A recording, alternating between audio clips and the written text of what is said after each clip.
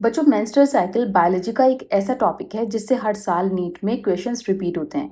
लेकिन maximum students इसी topic में कंफ्यूज हो जाते हैं।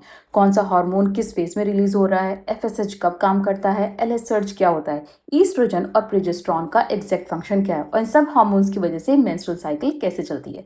तो बच्चों, अगर आपको भी यही सब डाउट्स हैं और ये सब याद रखना बहुत मुश्किल होता है तो डोंट वरी, इस वीडियो में हम मेंस्ट्रुअल साइकिल को एक सिंपल स्टोरी की तरह समझेंगे और आफ्टर दिस वीडियो आपको ये सारे फेजेस, सारे हार्मोन्स और उनके फंक्शंस कंप्लीटली क्रिस्टल क्लियर हो जाएंगे। तो बच्चों, वीडियो को एंड तक जरूर देखना। चलिए शुरू करते हैं। बच्चों, सबसे पहले एक बेसिक बात समझते हैं। फीमेल्स में जो रिप्रोडक्टिव साइकिल होती है उसे मेंस्ट्रुअल साइकिल कहते हैं। ये cycle mainly human females, apps और मंकीज, प्राइमेट्स में देखी जाती है। सबसे पहला मेंस्ट्रुअल ब्लीडिंग जो प्यूबर्टी के बाद होता है बच्चों, उसे मेनार्क कहते हैं।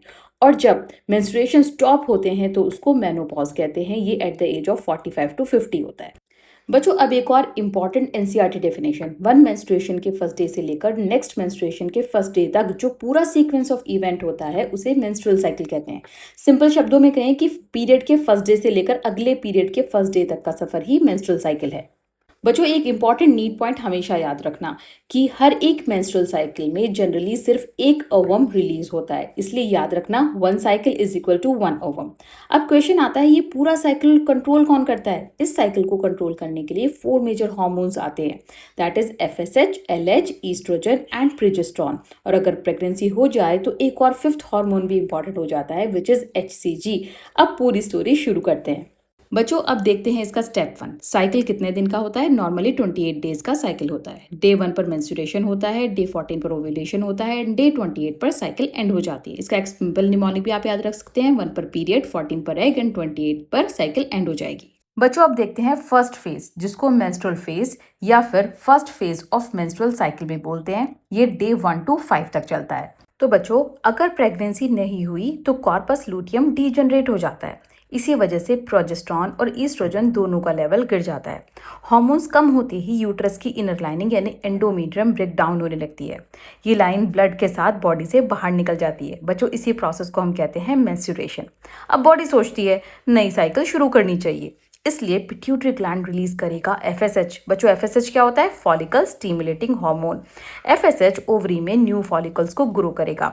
याद रखना बच्चों, जब पीरियड्स होंगे प्रोजेस्टेरॉन प्लस ईस्ट्रोजन का लेवल डाउन हो जाएगा एंड फॉलिकल स्टिमुलेटिंग हार्मोन का लेवल अप हो जाएगा। आप इसको सिंपल निमोनिक के थ्रू भी याद कर सकते हो, PED down and FSH up. I hope phase 1 आपको क्लियर हो गया होगा। चलिए मूव करते हैं नेक्स्ट फेज फॉर फेज 2। बच्चों, फेज 2 को फॉलिकुलर या प्रोलिफरेटिव फेज भी कहते हैं। ये डे 6 to 13 तक चलता है। अब एफएसएच ओवरी में फॉलिकल्स को ग्रो करना स्टार्ट कर देता है। बच्चों, जैसे जैसे फॉलिकल ग्रो करेगा वैसे वैसे वो ईस्ट्रोजन रिलीज करेगा। ईस्ट्रोजन का मेन फंक्शन क्या होता है बच्चों? यूट्रस की इनर लाइनिंग यानी एंडोमेट्रियम को दोबारा थिक बनाना। इस वजह से इस फेज को हम प्रोलिफरेटिव फेज भी कहते हैं। बच्चों, जैसे जैसे ईस्ट्रोजन ब्लड में इंक्रीज होता है, एक टाइम पर उसका लेवल बहुत ज़्यादा बढ़ जाता है, बहुत हाई हो जाता है।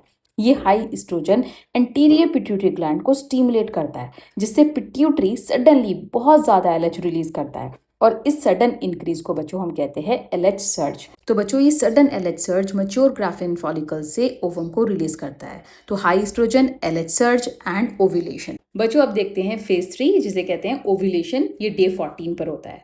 बच्चों, यहाँ पर ईस्ट्रोजन अपनी हाईएस्ट लेवल पर पहुंच चुका है। हाई ईस्ट्रोजन पिट्यूटरी ग्लैंड को सिग्नल देता है कि अब एग रिलीज कर दो। बच्चों, पिट्यूटरी क्या करेगा? यहाँ पर पिट्यूटरी सडनली बहुत ज़्यादा एलएच रिलीज करेगा। इस एलएच रिलीज और सर्ज की वजह से ग्राफियन फॉलिकल रप्चर हो जाएगी और ओवरी से एग बाहर निकल जाएगा। बच्चों, इसी इवेंट को बोलते हैं ओव्यूलेशन और ये मोस्ट इंपॉर्टेंट नीट पॉइंट भी है और नीट में पूछा भी जाता है। Ovulation is caused by LH surge. इसका आप निमोनिक भी याद रख सकते हो, LH is equal to let's hatch या फिर एलएच लॉन्चेस द एग। बच्चों, अब देखते हैं फेज 4, जिसको ल्यूटियल या सिक्रीटरी फेज भी बोलते हैं। ये डे 15 to डे 28 तक चलता है। बच्चों, यहाँ पर एग रिलीज होने के बाद फॉलिकल डिसअपियर नहीं होता, ये कन्वर्ट हो जाता है कॉर्पस लूटियम में। बच्चों, कॉर्पस लूटियम रिलीज करता है प्रोजेस्टेरॉन और थोड़ा ईस्ट्रोजन। प्रोजेस्टेरॉन यूट्रस को प्रेगनेंसी के लिए प्रिपेयर करता है और एंडोमेट्रियम को थिक, सॉफ्ट, हाईली वेस्कुलर और ग्लैंडुलर बना देता है। बच्चों, इसी वजह से इस फेज को सिक्रीटरी फेज कहते हैं। बच्चों, अगर प्रेगनेंसी हो गई तो फर्टिलाइज्ड एम्ब्रियो रिलीज करता है एचसीजी। एचसीजी का काम क्या होता है? कॉर्पस लूटियम को डीजनरेट होने से बचाना। ऐसा क्यों करता है?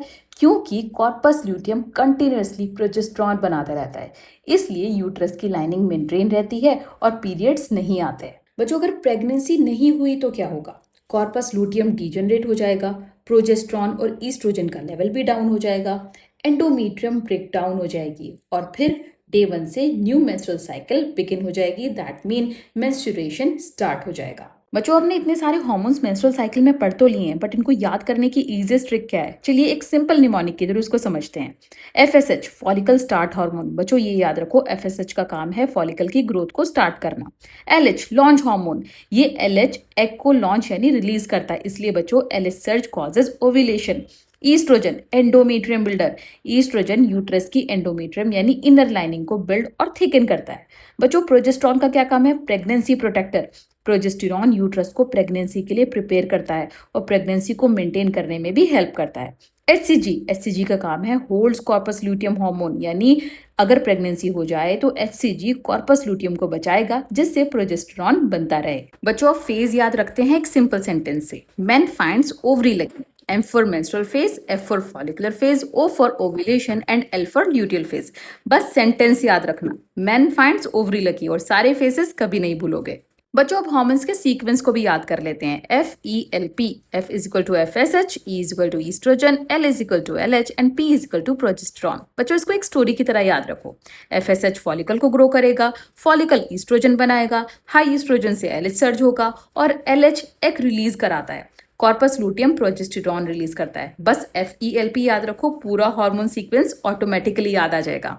बच्चों, आई होप आज का मेंस्ट्रुअल साइकिल टॉपिक आपको कंप्लीट क्लैरिटी के साथ समझ आ गया होगा। अगर वीडियो हेल्पफुल लगी है तो लाइक, शेयर और चैनल को सब्सक्राइब जरूर करना। बच्चों, इसी तरीके से हम सिंप्लीफाइड तरीके से NCERT बायोलॉजी के हर एक टॉपिक को क्लैरिटी के साथ पढ़ने वाले हैं। इसके अलावा बच्चों, आप free NEET mock test series के लिए आप मेरी वेबसाइट neetease.com पर जाकर फ्री मॉक टेस्ट दे सकते हैं। और बच्चों, नीट प्रिपरेशन के लिए नोट्स, पीडीएफ्स और अपडेट्स के लिए मेरे टेलीग्राम चैनल को भी जरूर ज्वाइन कर लेना। मैं इसका लिंक डिस्क्रिप्शन में ऐड कर दूंगी। बच्चों, डेली PYQs, रिवीजन टिप्स और बायोलॉजी ट्रिक्स के लिए मुझे इंस्टाग्राम पर भी फॉलो कर लीजिए। इसका भी लिंक आपको डिस्क्रिप्शन में मिल जाएगा। कमेंट करके जरूर बताइए कि नेक्स्ट वीडियो किस बायोलॉजी टॉपिक पर चाहिए। मिलते हैं नेक्स्ट लेक्चर में। Thank you and all the very best बच्चों।